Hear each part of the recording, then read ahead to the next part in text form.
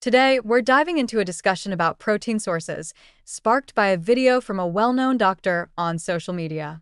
She shared some thoughts on the differences between animal-based and plant-based proteins, focusing heavily on leucine, an amino acid tied to muscle growth.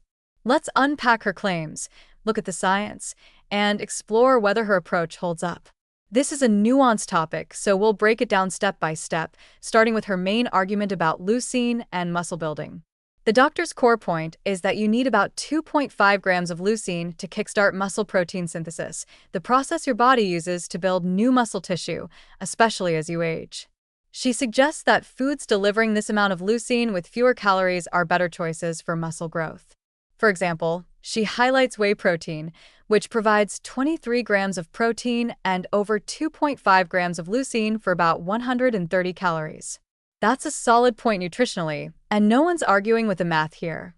She also mentions other animal-based proteins like milk and beef, implying they're efficient ways to hit that leucine target. However, her argument feels incomplete.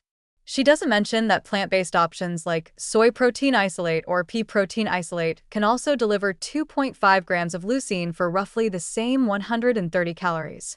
You can verify this using comprehensive food databases that break down amino acid profiles. If the goal is to share straightforward biological facts, why leave out these plant-based proteins? It's unclear whether this omission is intentional or an oversight, but it's worth noting. Let's give her the benefit of the doubt and assume it's just a gap in the presentation. Moving on, she claims you'd need 370 calories of soy to get 2.5 grams of leucine, likely referring to soy milk. That's true. 4 cups of soy milk would add up to about that. But soy milk isn't the only soy-based option.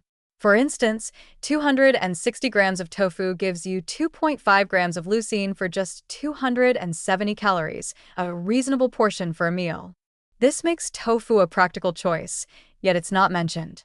Similarly, other plant-based proteins like tempeh or seitan could fit the bill without excessive calories. It's puzzling why these options aren't part of the conversation, especially since she recommends animal-based proteins with 300 to 400 calories elsewhere. Next, the doctor compares quinoa to chicken breast, suggesting that you'd need 6 cups of quinoa, about 1,100 calories, to match the leucine content of a small chicken breast. This comparison feels a bit unfair. Quinoa is mostly carbohydrates, with over 70% of its calories coming from carbs, not protein. It's like comparing beef to broccoli or peanut butter, setting up a strawman argument that makes chicken look superior by default. Why not compare chicken to more protein-dense plant foods? For example, 175 grams of tempeh, 65 grams of textured vegetable protein, or 100 grams of mycoprotein all provide 2.5 grams of leucine for 190 to 330 calories. These are far more comparable to chicken in terms of protein density. More importantly, we don't eat single foods in isolation.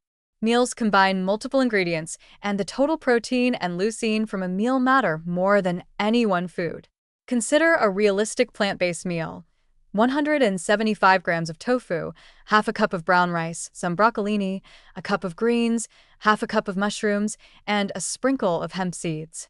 This meal clocks in at about 460 calories, delivers 34 grams of protein, 2.5 grams of leucine, and 9 grams of fiber, a nutrient linked to lower chronic disease risk that many people don't get enough of.